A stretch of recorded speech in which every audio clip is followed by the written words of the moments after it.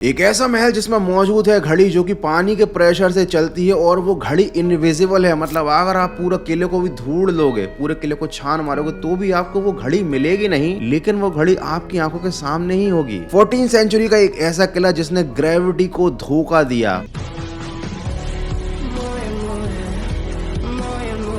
पहाड़ पर 700 मीटर की ऊंचाई पर होने के बावजूद भी पानी खुद ब खुद नदी से इस महल तक पहुंचता था। ये सारी बातें सुनने में आपको काफी अनबिलीवेबल लग रही होंगी, लेकिन ये कोई कल्पना नहीं है, ये पैलेस एक्चुअली में एग्जिस्ट करता है। और आज मैं आपको वही इनविजिबल घड़ी दिखाने वाला हूं और वो सिस्टम दिखाने वाला हूं जिसके कारण ये महल, ये पैलेस ग्रेविटी को धोखा देता है।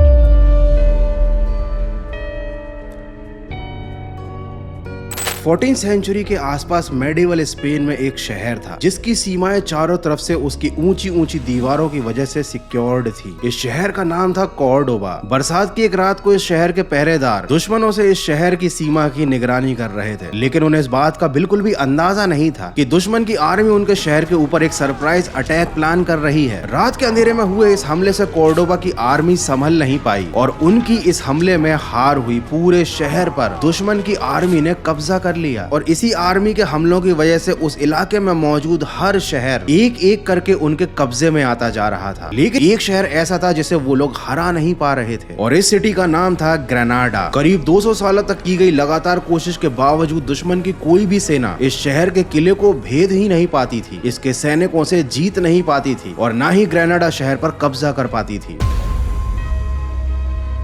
और इसके पीछे सबसे बड़ा रीजन था उस शहर का पैलेस। इस पैलेस को इतनी स्ट्रेटेजिकल लोकेशन पर बनाया गया था कि इस तक दुश्मन का पहुंच पाना लगभग नामुमकिन था। इस किले का नाम था अलहम्ब्रा पैलेस और आज मैं आपको इसी पैलेस के बारे में कुछ ऐसी बातें बताने वाला हूं जो शायद आपने कभी पहले सुनी ही नहीं होंगी। ये अलहम्ब्रा पैलेस एक ऐसी खतरनाक जगह पर बनाया गया था जिसके बारे में कोई सोच भी नहीं सकता। मतलब ये जगह इसलिए खतरनाक नहीं थी कि यहाँ पर शेर चीते हैं, बल्कि ये जगह इसलिए खतरनाक थी क्योंकि यहाँ पर पानी नहीं था। इस पैलेस की लोकेशन से सबसे पास की जो नदी है उससे ये पहाड़ी करीब 700 मीटर ऊंचाई पर है और जिस टाइम ये किला बनाया जा रहा था उस टाइम इलेक्ट्रिसिटी तो थी नहीं, ना ही थी मोटर। तो भैया सबसे बड़ा चैलेंज ये था कि इतनी ऊंचाई पर मौजूद किले में पानी को पहुंचाया कैसे जाएगा। अब आप बोलोगे गौरव भाई उसमें कौन सी बड़ी बात है, राजा महाराजाओं के पास हजारों और लाखों में नौकर होते हैं, वो सब एक एक बाल्टी लेकर नदी में जाएंगे और पानी को लेकर महल में आ जाएंगे। लेकिन अगर ये सिस्टम ये लोग फॉलो करते तो फिर दुश्मन को इन पर हमला करने का और इनके किले में घुसने का एक सीधा सीधा रास्ता मिल जाता। और इसीलिए इस किले को बनाने वाले आर्किटेक्ट्स ने कुछ ऐसा कमाल करके दिखाया जिसे आपने कभी जिंदगी में नहीं देखा होगा। और ये मैं ऐसे ही नहीं बोल रहा हूँ, ये पैलेस आज भी मौजूद है और इसका जो सिस्टम है वो आज भी वैसे ही चल रहा है जैसा कि उस शताब्दी में चलता था। इस महल में शावर है, वॉश बेसिन है, पानी की व्यवस्था है, मतलब नल है, बाथरूमों का जो फ्लोर है उसमें ऑटोमेटिक हीटिंग होती है और साथ ही यहाँ पर मौजूद है 14वीं शताब्दी का स्टीम रूम। और ये महल कोई छोटा मोटा 2 BHK का महल नहीं है भैया, ये बहुत बड़ा किला है और यहाँ पर हर कोने में फोर्स के साथ पानी पहुंचाना without electricity, without motor and without the source of water बहुत बड़ा इंजीनियरिंग मार्वल है। तुम यहाँ के गार्डन्स देखो, यहाँ के गार्डन में बड़े बड़े फाउंटेन लगे हुए हैं, बहुत सारे यहाँ पर छोटे छोटे फव्वारे लगे हुए हैं और इनमें विदाउट इलेक्ट्रिसिटी पानी आ रहा है अभी भी। अब तुम बोलोगे गौरव भाई बहुत हाइप क्रिएट कर ली, अब जरा बताओ भी तो कि कैसे इस पैलेस को बनाने वाले आर्किटेक्ट ने ये कमाल करके दिखाया। तो देखो ये जो पैलेस है ना, ये एक प्लाटो पर बना हुआ है। प्लाटो बोले तो समतल पहाड़ और इसके पास से बहती है एक नदी। उस नदी का नाम है डारो रिवर। लेकिन ये नदी बहुत ज्यादा नीचे है, मतलब करीब 700 मीटर नीचे, और नदी से महल तक पानी ऑटोमेटिकली ऊपर चढ़ाने का मतलब है ग्रेविटी को धोखा देना। और आपको तो मालूम ही है कि भैया धोखा देने के लिए चाहिए होता है दिमाग। तो अब सुनो जरा यहाँ पर आर्किटेक्ट्स ने क्या दिमाग लगाया। डारो नदी के साथ साथ चलते हुए उन्होंने इस नदी का सबसे हाईएस्ट पॉइंट देखा जो कि महल की ऊंचाई के लगभग बराबर ही था और उन्होंने यहाँ से एक कैनाल की खुदाई करी, मतलब एक नहर बनाई जो डायरेक्टली पानी लेकर जाती थी महल के अंदर। लेकिन ये करने से भी प्रॉब्लम सॉल्व नहीं हुई क्योंकि नहर बनाने से पानी तो महल में पहुंच गया, लेकिन महल का जो सिस्टम था जो बहुत ही ज्यादा कॉम्प्लिकेटेड था उसमें प्रेशर के साथ पानी की रिक्वायरमेंट थी और भैया ये जो नहर थी उतना प्रेशर दे नहीं पा रही थी। और अब मैं तुमको बताता हूँ इस वीडियो का सबसे खास पॉइंट। ये जो महल है ना इसमें घड़ियां लगी हुई थी और ये घड़ियां पानी के प्रेशर से चलती थी और सही टाइम बताती थी और इसीलिए पानी का प्रेशर इतना जरूरी था यहाँ पर, क्योंकि अगर प्रेशर थोड़ा सा भी कम होगा तो भैया घड़ी गलत टाइम बताएगी। अब तो तुम्हें इंटरेस्ट आने लग गया होगा कि भाई पानी के प्रेशर से चलने वाली घड़ी ये तो हमने पहली बार सुना है और लिटरली आप पहली बार ये चीज देखोगे भी अपनी आंख से और आपको ये देखकर मजा आ जाएगा। लेकिन पहले चलते हैं वापस पानी के प्रेशर की प्रॉब्लम को सॉल्व करते हैं, क्योंकि उसके बिना तो भैया घड़ी काम करने से रही। तो सबसे पहले बनाया गया पहाड़ी के ऊपर एक बहुत बड़ा पूल, मतलब एक ओवरहेड वाटर टैंक समझ लो आप इसको, और इसकी ऊंचाई नदी के हाईएस्ट पॉइंट और पैलेस से भी ज्यादा ऊंची थी। उसके बाद यहाँ से पानी को अगर पैलेस में पहुंचाया जाता तो वो फुल प्रेशर के साथ जाता, लेकिन सबसे बड़ा चैलेंज था इस ओवरहेड टैंक में पानी पहुंचाना, जिसके लिए लगाया इंजीनियर्स ने दिमाग। सबसे पहले तो ये जो पूल था, ये जो टैंक था, उससे नीचे एक सीधी सुरंग खोदी गई और इससे 60 मीटर नीचे अंदर पहाड़ी में बनाया गया एक कुआं। ये जो कुआं था उसकी जो गहराई थी वो नदी के हाईएस्ट पॉइंट से नीचे थी, और उसके बाद नदी के हाईएस्ट पॉइंट से इस कुएं तक बनाया गया पानी आने का एक रास्ता, एक कैनल बनाया गया। तो नदी के हाईएस्ट पॉइंट से कुएं के अंदर पानी ऑटोमेटिकली आकर इकट्ठा होने लग गया, और जैसे ही कुआं भराता था, यहाँ कुएं से पानी को ऊपर पहुंचाने के लिए, पूल तक पहुंचाने के लिए एक ड्रम सिस्टम बनाया गया था। मतलब ड्रम्स में पानी भराता था, ऊपर पहुंचते थे ड्रम्स, और ड्रम्स अपने आप पलट जाते थे। ये सब आपने शायद बहुत सारी पुरानी हॉलीवुड की मूवीज में जरूर देखा होगा। लेकिन ये जो मैकेनिज्म था ना, इसको चलाने के लिए एक फोर्स चाहिए था, और वो फोर्स मिलता था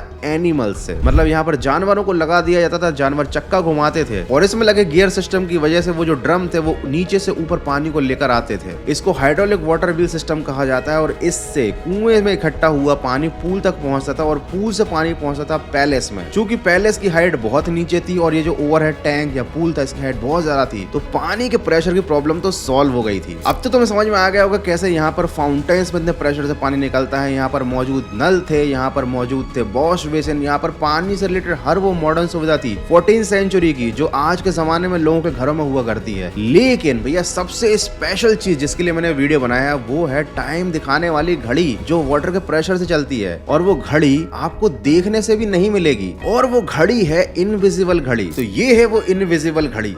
ये है एक फाउंटेन जिसमें लगे हुए हैं 12 शेर। अब आप बोलोगे गौरव भाई ये फाउंटेन है या फिर घड़ी? तो देखो भैया इसमें लगे हैं 12 शेर जो कि 12 घंटों को शो करते हैं, और हर एक घंटे पर हर एक शेर के मुंह से पानी निकलने लगता है। मतलब अगर एक शेर के मुंह से पानी निकल रहा है बोले तो 1 बजे है, अगर 2 शेर के मुंह से पानी निकल रहा है तो समझो 2 बजे है, और ऐसे ही अगर 9 शेरों के मुंह से पानी निकल रहा है तो समझ जाओ भैया 9 बज गए हैं। और ये कमाल होता है इस बॉल की वजह से। ये जो बॉल सारे शेरों के टॉप पर लगा हुआ है ना, जो कि एक फाउंटेन की तरह दिखता है, इसी के अंदर है सारी कारीगरी। इसमें छोटे छोटे छेद बनाए गए हैं कुछ इस तरीके से कि जब ये बॉल भराता है फाउंटेन से निकलने वाले पानी की वजह से, तो एक छेद भराने से लेकर दूसरे छेद भराने के बीच का जो टाइम होता है वो एग्जैक्ट 1 आवर होता है। तो इस तरीके से धीरे धीरे हर एक घंटे में बॉल भराता जाता है और एक एक करके शेर के मुंह से पानी निकलने लगता है, और इस तरीके से बिना किसी घड़ी के महल में रहने वाले राजाओं को टाइम का पता लगता रहता था। अब आप सोच रहे हो गौरव भाई ठीक है ना, 12 बज गए और पूरा कुंड भरा गया, देन उसके बाद क्या? तो आपको जानकर हैरानी होगी कि 12 बजते ही, मतलब 12 शेरों के मुंह से जैसे ही पानी निकलने लगता था, ये घड़ी फिर से खुद ब खुद रीसेट हो जाती थी।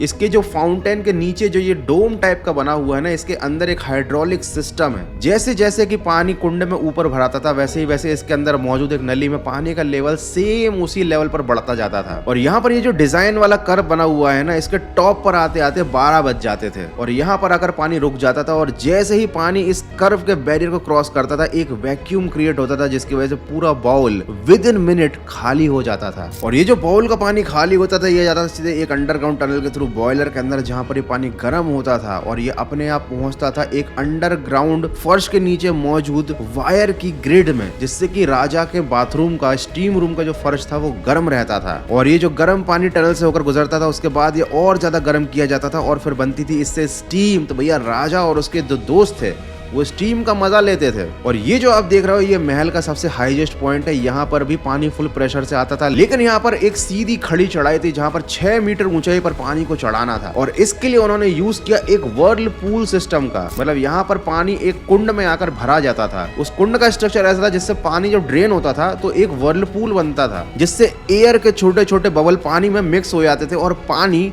हल्का हो जाता था, जिसकी वजह से वो पानी ऑटोमेटिकली 6 मीटर की ऊंचाई पर चढ़ जाता था। ग्रेविटी कहाँ गई इसमें? ग्रेविटी गई ऐसी कोई चीज ही नहीं होती है। मतलब लिटरली सोच रहे हो आप इन लोगों ने उस टाइम पर क्या दिमाग लगाया था। जो फैसिलिटी आज के जमाने में लोगों को बिजली, मोटर और टेक्नोलॉजी की वजह से मिल रही है, without any plastic, without electricity, without water wastage, इन लोगों ने वो सारी फैसिलिटी अचीव कर ली थी बिल्कुल नेचुरल तरीके से, सिंपल फिजिक्स लगाकर। मतलब लिटरली जब भी मैं किसी बड़े महल या पैलेस में या फिर किसी हिस्टोरिकल प्लेस पर घूमने जाता था तो हमेशा यही सोचता था कि जो हमारे एंसेस्टर्स हैं या पुराने जमाने के जो लोग थे दुनिया भर के, वो लोग कितने एडवांस थे कि वो इतनी बढ़िया बढ़िया इमारतें बना लेते थे जो आज के जमाने में लोग नहीं बना पाते। आजकल हम लोग जो बिल्डिंगें बनाते हैं वो मतलब कैसे अजीब सी दिखती है। मतलब जो भी ओवरहेड ब्रिज बनते हैं या जो बिल्डिंग्स बनती हैं उनमें वो कारीगरी, नक्काशी, वो खूबसूरती नहीं होती। लेकिन आज जब इस पैलेस के बारे में मैं आपको बता रहा हूँ तो मुझे खुद गूज़बम्प आ रहे हैं कि पहले के लोग केवल खूबसूरती पर ध्यान नहीं देते थे, वो फिजिक्स के सिंपल लॉज से ऐसे ऐसे मिरेकल करके दिखाते थे जो आज के जमाने में लोग सोच ही नहीं पाते। एनीवे जो भी हिस्टोरिकल इनोवेशंस और प्लेसेस है वो हमेशा से ही मुझे काफी फैसिनेट करते आए हैं। एंड आई नो कि तुमको भी पुरानी जगहों पर जाकर काफी ज्यादा मजा आता होगा। एंड आई नो कि तुमको ये वीडियो देखने में भी मजा आया है क्योंकि भैया ऐसे वीडियोस काफी कम ही बनते हैं यूट्यूब पर। एंड हाँ, last but not the least ये तो मैं बता ही दूं कि भैया इस महल को, इस पैलेस को बनाया किसने था। इस पैलेस को बनाया गया था मोहम्मद बिन यूसुफ बिन नसर के द्वारा, जिनको लोग अल महर के नाम से भी जानते हैं और शायद उन्हीं के नाम पे इस पैलेस का नाम पड़ गया अलहंबरा पैलेस। मतलब लिटरली काफी ज्यादा ही बड़ा नाम था यार ये किंग का। तो मोहम्मद बिन यूसुफ बिन, क्या भूलिएगा मैं, मोहम्मद इब्न यूसुफ बिन नसर, ये परफेक्ट प्रोनाउंसिएशन है। तो ये हो सकता है अभी भी मैंने गलत प्रोनाउंस किया हो, किसी को अगर बुरा लगा हो तो सॉरी, बड़ा ही कॉम्प्लिकेटेड नाम है। तो चलो मैं जा रहा हूँ अगले वीडियो की स्क्रिप्ट लिखने के लिए। तुम लोगों ने इस वीडियो को एंजॉय किया हो तो इस चैनल का एक और वीडियो देख लेना अगर नहीं देखा हो तो मैं तो जा रहा हूँ अगले वीडियो की स्क्रिप्ट पर काम करने। तुम लोग अपना ध्यान रखना, मिलते हैं अगले एक और तगड़े वीडियो में।